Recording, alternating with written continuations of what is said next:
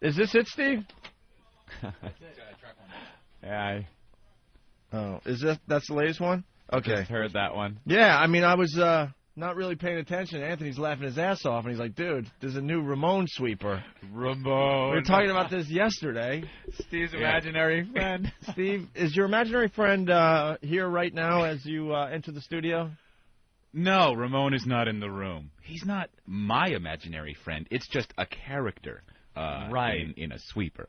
But he is a character that I created. You made him up. I made him up. So, yeah, he's not... I should change the emphasis. He's not my imaginary friend. He is my character. So. Your imaginary character. My imaginary character. And from me listening to these, his job description is getting really rank.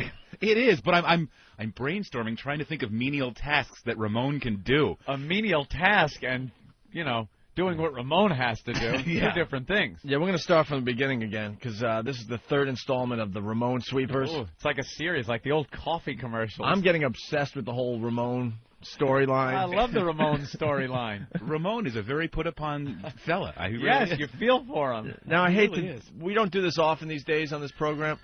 What's that? Oh, your phone. But there's a lot of new listeners that just got their radios turned on. So, really fast, Ramone works is a manservant or houseboy for the deep voice guy that voices some of the Opie and Anthony show promos. Very wealthy, lives in a palatial house. Yes. The houseboy does? No.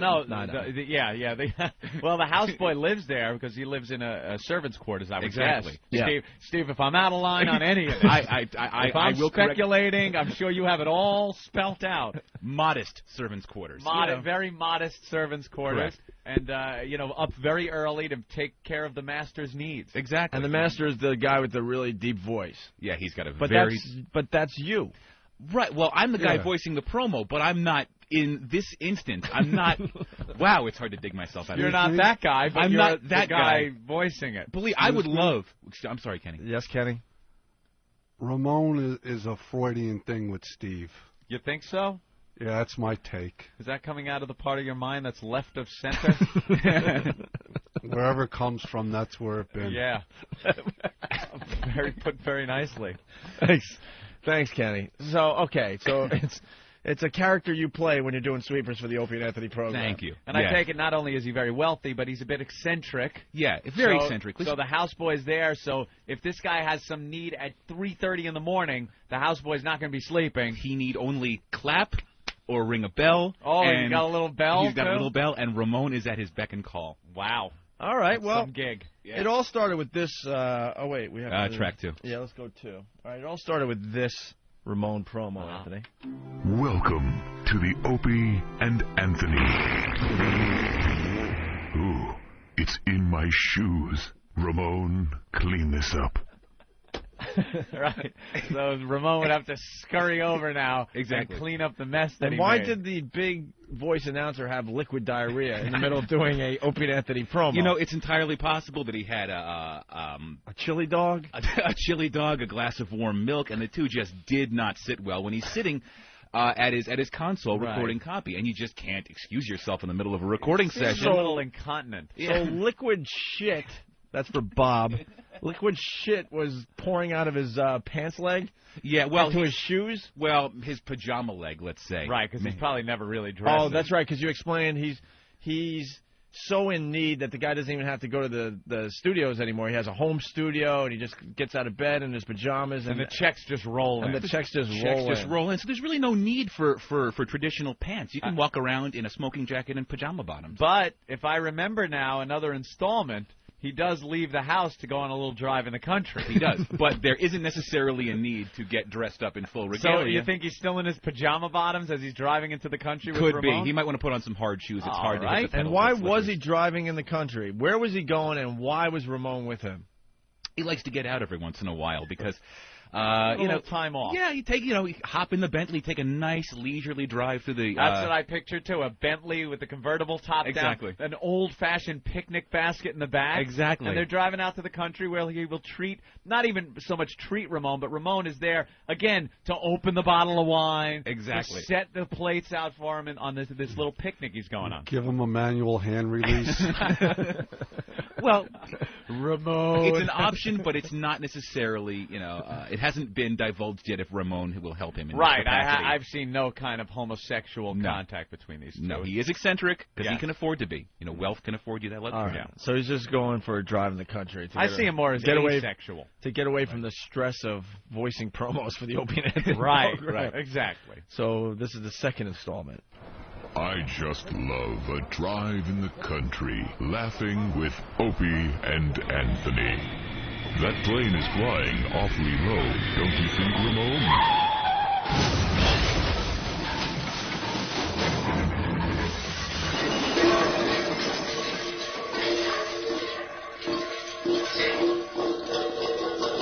Ramon, call 911. All right. There's a couple things I noticed in this promo. Not only does this voice guy, does he have a name?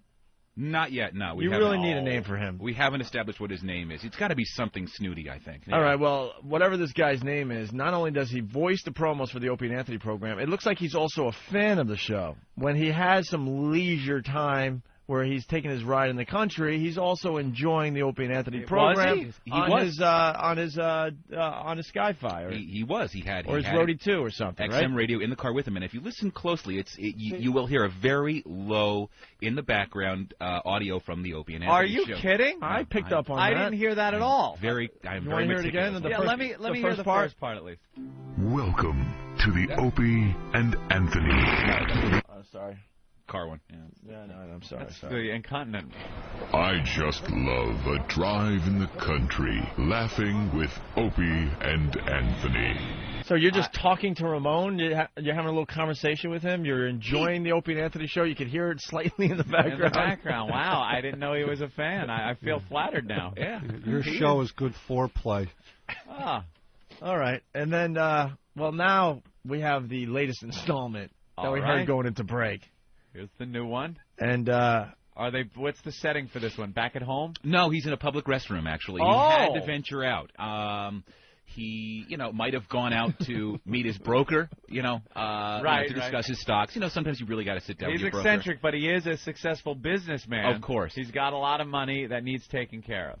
Exactly. So he's in a public restroom, and public restrooms are, havens for all kind of deviant behavior. So Ramon does have to stand guard. That is true. Okay. And what kind of restaurant is this? Is it a restaurant bathroom? Is it a rest area? This happens to be like a business office, like one of those, like a Manhattan business office. But still, because you can hear like a little music in the background as you. Oh, okay. All right. State of the Union.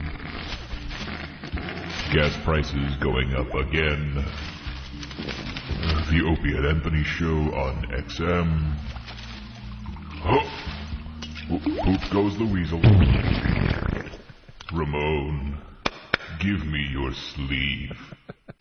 All right, listen, man. Okay, he was on the bowl reading the newspaper. Right. The headlines, if you will. Yeah, the headlines. Reading the paper. Took a dump. Took a dump. Poop goes the weasel. Right. And why Ramon's sleeve instead of the toilet paper that might be right next to him? Because I'm starting to think that this guy's a sick app. Institutional toilet paper is much more coarse than Ramon's sleeve. Yeah, Ramon. He's not a poorly dressed manservant. He wears silk shirts. Well, it would look bad for the guy, the rich guy, if his manservant was walking around like a slob. Exactly. So he's well dressed to make him. Not that he cares about Ramon, but he cares about his image. And if he's walking around with a slob, it doesn't bode well for him. Exactly. So Ramon is well dressed, and silk does tend to feel better on the backside than coarse institutional toilet paper. Now, let me just kind of go into the future a few minutes after this happens. Sure. What would Ramon do with his shit-stained sleeve?